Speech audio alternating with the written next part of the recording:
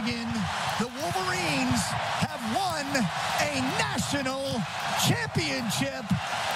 Wolverine players, Wolverine alums, Michigan fans everywhere, Jim Harbaugh and your staff, your team is the #1 team in America as the clock ticks down and Michigan completes a 15-0 national championship season here in Houston. The Once Upon a Saturday tour ends on a Monday in Houston with a Michigan National Championship. The author of that tour, Josh Pate, joined by former college and NFL quarterback Danny Cannell. Josh, as you stand there on the maize and blue confetti-covered field there, what stands out to you about what you saw there in Houston on this night? Started dominant, ended dominant. In between, Danny, there was a lot of, oh, is this going to happen? But I mean, when you look at the rushing statistics, you and I have been like gawking at that number. It played out exactly how Michigan would have it play out. We're talking about 2 years ago, a group of kids that got blown out in the Orange Bowl, and that same nucleus closes it out here. Maybe the last chapter for Harbaugh in Michigan. We can worry about that tomorrow, but it's a really fitting ending. It's how you would script it if you wrote the movie. Yeah, you can tell this team had been culminating in this performance. They had so much resiliency. They've been through so much. They used the adversity. It looks like we're going to get the star of the show. Yep. Come on in. JJ McCarthy in here. What's up, brother? What's up, man? Congrats. How's it going? Sit right here in the middle. Man of the hour. Come right in the middle of us. Hey, look, so we're on air right now, and we're talking about a couple of years ago. You guys go play Georgia. Yeah. And I remember, I mean, we're standing over here, and I'm right behind you, and you're watching the red and black confetti rain down. Yeah. And it was a blowout loss. 2 years later, you're in a blowout win. That board says Michigan National Championship. What changed between then and now? I think those failures brought us to where we are now. You know, we felt like we had to change and we had to keep tightening things down because of those games. And, you know, I feel like we've done a great job this offseason. It was a team effort. It took everybody, and, you know, we're here now, so I guess it worked. You guys started off so hot, jumped out early. It looked like it might be a blowout. Then you guys got punched in the mouth, something you guys have been taking and you delivered back. What was the message to the teams throughout the second and third quarter where the game was very much up for grabs? Well, that was predictable, therefore manageable. We knew they were a good football team, and they were going to make plays offensively or defensively, even special teams. So I feel like when it came, we were just, you know, we predicted it. So we were able to just, you know, focus on the next play, just get back into a groove, and we did just that. What's the mentality now moving forward? Like, when will this actually set in? What just happened to you? Still really hasn't set in, to be honest with you, but probably tomorrow when, you know, Coach Harbaugh talks about it, you wake up as champions, and Coach Moore said that actually right before we got on the bus, and yeah, I feel like that's when it's going to hit me. When you sit on the goalpost, is this what you envision when you meditate before the games?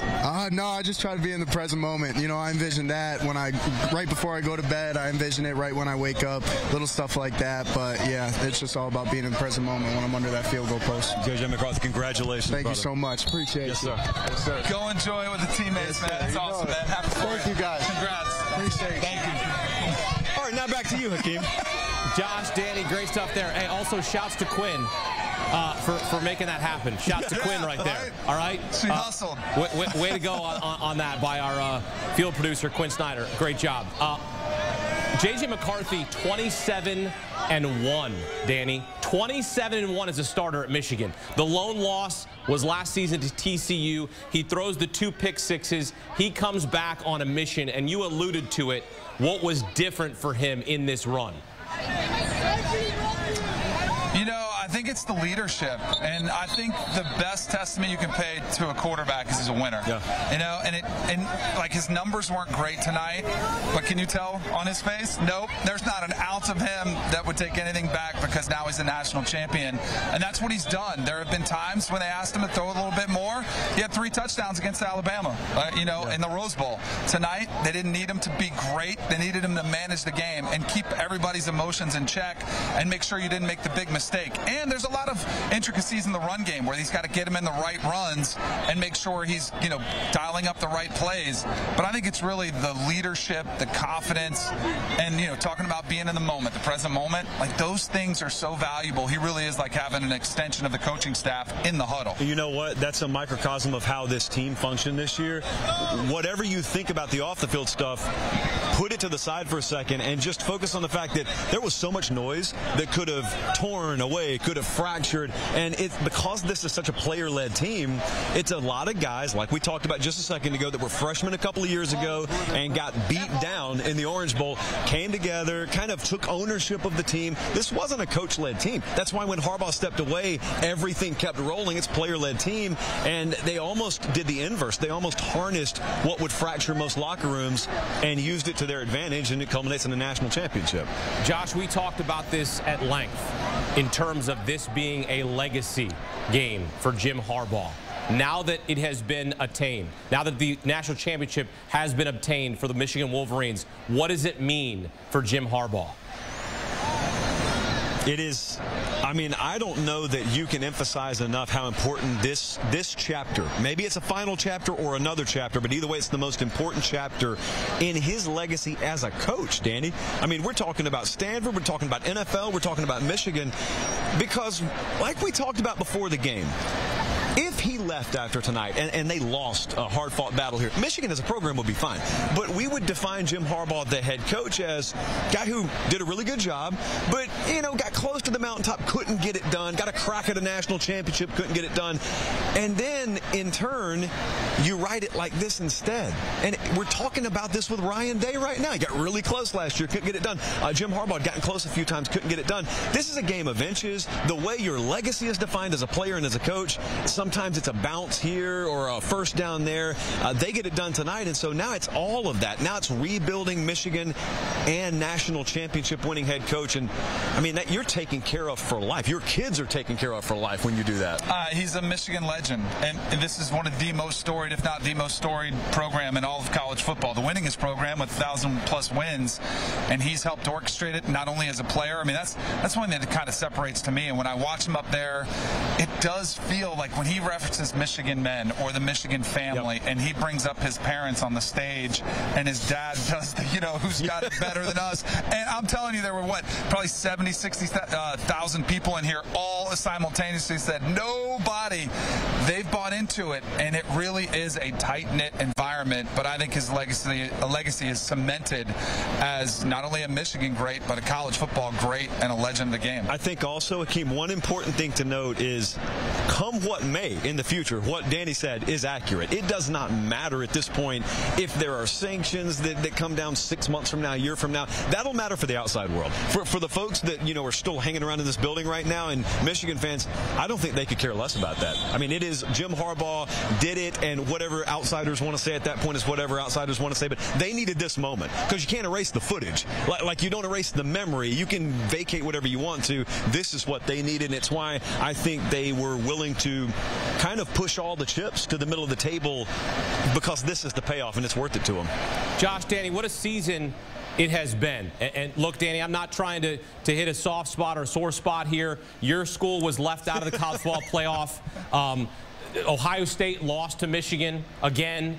Josh, you authored another great season. This, for me, was one of the best seasons in recent memory. They're all great, but this season was a lot like 2019. For casual fans, for hardcore fans, we fell in love with college football once again. We know for Michigan this season started with a suspension for Jim Harbaugh. It ends with a championship. Josh, when you look back at this entire season, what will you think about? I'll think about how it had a little bit of everything. You know, we had dominant teams. Georgia, for a long time, was painted as the Goliath that will be the absolute at the end of the day. They didn't even make the playoff. And so they're taken down by Alabama. So then you figure, well, maybe it's big bad Alabama that's going to reclaim the throne, and they're not here tonight either. And then that's against the backdrop of this Washington team out west. And the Pac-12, by the way, fading, or at least the Pac-12 as a conference fading, but putting up forth their strongest season ever. And then you got Florida State doing what they're doing, and you've got the whole quarterback situation towards the end of the year. So I thought, Hakeem, if you brought a new fan to the table, it was a little bit of everything. You had your underdog story, you had powerhouses, but then also you have the SEC not in the championship game, which hasn't been the case since we started this thing in 2014. No matter what you wanted, you got it this year. You really did. Hakeem had to bring it up. I didn't want to go there. I think there is a what could have been, Hakeem. Like, man, if only they had the shot. But it's not Florida State's night. It's Michigan's night, so I don't want to take away from that. But I would echo what you said.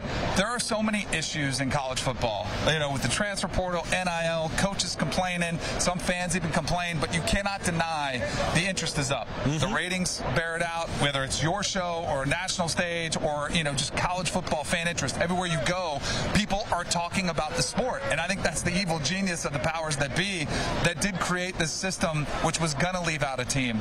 But even with all the issues that are there, I think the passion is deep in college football fans. It runs in their veins, and I don't think that'll ever go away.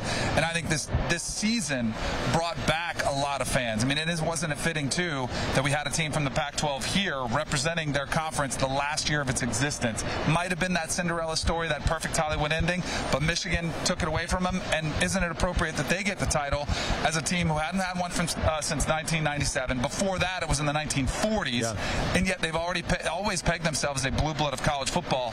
Now they're on top of the world, and then you talk about controversy again. The very next question is, what does it mean for the coach? It's a wild sport that we cover, but man, is it a ton of fun. How can you not be romantic about college football? How can you not? How can you not? It's poetry. It is. Josh Pate authored the whole season. Danny Cannell with hot takes and great analysis. Heck of a season from both of you. Josh Pate, Danny Cannell from Houston, covering the national championship for us here on CBS Sports HQ. Hey, are you a member of Josh Pate? Pate State? Are you? Are you? Hey, you can be. You can be a member of Pate State. Check out the Late Kick with Josh Pate, delivering college football the way you want it. Join him 3 times a week on YouTube, 8 Eastern Time. You can also listen to the podcast version as well. The Late Kick with Josh Pate. Coming up, it's the end of an era and the beginning of a new one. We look ahead to the first 12-team playoff. Who will be in and who will be out in 2024? Next on CBS Sports HQ.